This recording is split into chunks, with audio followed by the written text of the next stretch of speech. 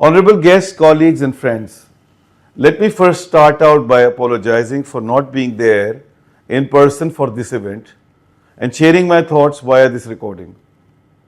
I didn't want to miss this unique opportunity to be part of this pivotal conference organized by PICG at this perfect juncture when we need to reinforce the importance of governance as a society. It's both a privilege and I believe a responsibility to speak on an issue of immense importance for Pakistan's economic future and something very close to my heart, the corporate governance challenges in state-owned enterprises or SOEs as we call them commonly. SOEs are critical to Pakistan's economy, operating in strategic sectors such as energy, transport, communication and finance, essentially as utilities. Their contributions extend, or maybe better to say, supposed to extend beyond merely delivering on the bottom line. They play a fundamental role in generating employment, legitimately of course, building infrastructure and supporting long-term growth. Yet, despite this critical role, many SOEs have sadly become synonymous with inefficiency, financial mismanagement, and an unhealthy dependence on government bailouts.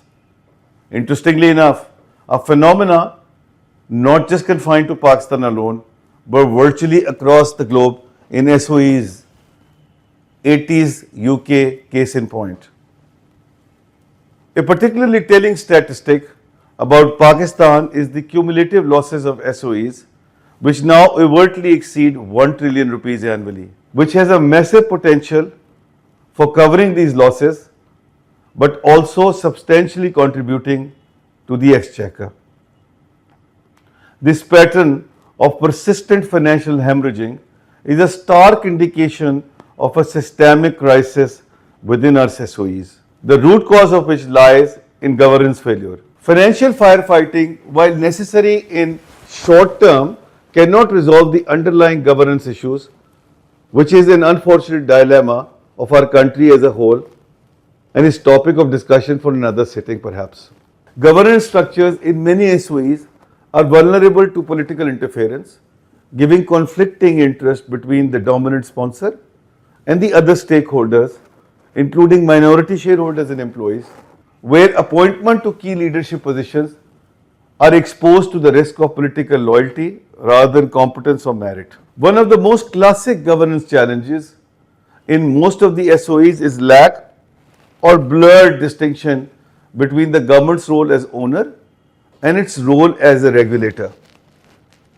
When both functions are concentrated in one entity like FBR, until recently CAA, and to some extent in E&P sector, which I am representing today, creates a conflict of interest of the sorts, which not only severely undermines independent and effective oversight, but more so creates far-reaching structural inefficiencies and challenges which results in market failures, monopoly-like situations, and lack of competition, fair and level playing field. The energy sector provides the clearest example of how poor governance has real-world consequences. The circular debt crisis, which crosses 4 trillion rupees, is the direct result of operational inefficiencies, financial mismanagement, and a flawed regulatory framework. Despite repeated tariff hikes, some as high as 50%, the sector remains deeply unprofitable. These tariff increases do nothing to address the fundamental problems of governance. They merely transfer the financial burden to consumers, further straining the economy, which failing to resolve the underlying inefficiencies and governance gaps. The energy sector struggles are emblematic of the broader challenges being faced by SOEs. The sector demonstrates the critical need for reform, particularly in terms of privatizing distribution companies or DISCOs, which continue to be a significant drain on public finances. However, it is crucial to recognize that privatization on its own is not a panacea and shall not be driven by a pigeon approach, as I call it, hoping that the confronted problem will disappear by closing the eyes only. Let's not throw the baby with the bathwater.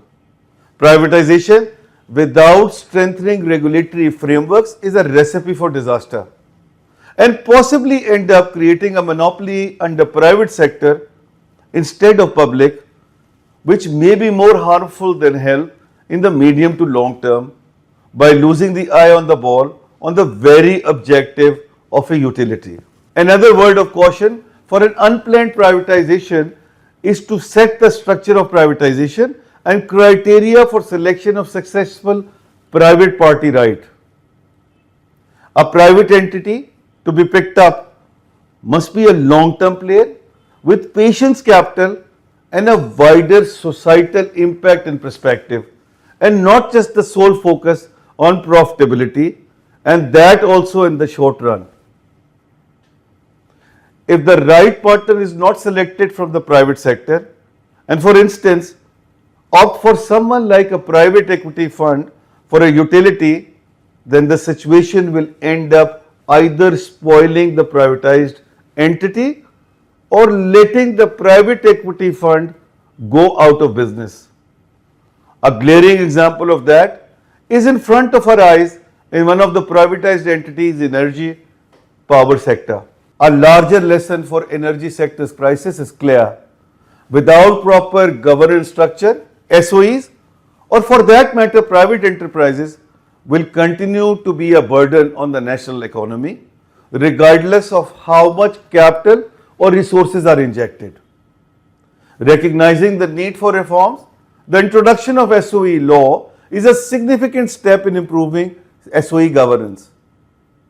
All these, nevertheless, are a transitory arrangements to my mind. We eventually have to move towards privatization, or in other words, private-public partnership structures. Our sole focus to ensure better governance shall rest squarely in competent and independent regulators. Only an independent and empowered regulator would regiment that the board and the management are fit and proper, which is the first step to achieve better corporate governance, and would continue towards best interest of the various stakeholders in a holistic fashion. I must like to quote and recognize the role of State Bank of Pakistan in this context. Corporate governance reforms will also have a far-reaching impact on the integration of environmental, social and governance principles. Around the world, ESG is emerging as a key benchmark for sustainability, and Pakistan's corporate sector, particularly SOEs, must align themselves with these global standards. Governance reforms cannot exist in isolation. They must be supported by comprehensive efforts to address the political economy. Rent-seeking subsidies that disproportionately benefit certain industries must be eliminated. Instead, subsidies should be targeted towards the poorest and the most vulnerable segments of the society. Additionally, performance-based subsidies tied to measurable economic outcomes such as export growth, tax revenue generation and job creation can serve as a powerful incentive for driving efficiency in corporate sector. Corporate governance reforms are not just a theoretical exercise. They are an urgent and practical necessity for achieving operational excellence and are directly linked with financial rewards eventually. If not in the immediate future, then surely in the medium to long term. A fact needs to be sunk in with our corporate sector. If left unchecked, these issues will continue to drain public resources, stifle economic growth, and undermine consumer interest. In conclusion, while the challenges we face are enormous, the path forward is clear. Governance reforms must lie at the heart of any strategy to vitalize Pakistan's economy in general and SOEs in particular. This will require political will, courageous leadership, and a commitment to dismantling entrenched system of patronage and inefficiency. Striving for better productivity will remain key and center of all our decision making. Pakistan's economic future depends on our ability as individuals to get this right. I must stress that while rules and regulation vis-a-vis corporate governance can take us that far, but it's the individual act which ensures transparency and meritocracy, especially in an environment of fragile governance structures, which is typically the case in public sector. It is incumbent upon the executives in public sector, therefore, to act at the highest level of ethics and integrity, more so than any other setup perhaps, given the inherent governance challenges. Let us all work towards doing the right things and being better human beings in our individual capacities. This may sound like a cliche or an ideal thing to say, but trust me, it's the crux of how a better society emerges, which at the end of the day drives governance, albeit in the private sector, SOEs, or otherwise. Together we can build a stronger, more efficient, and more competitive Pakistan, and it begins with fixing governance in our daily lives, let alone in SOEs. Thank you very much.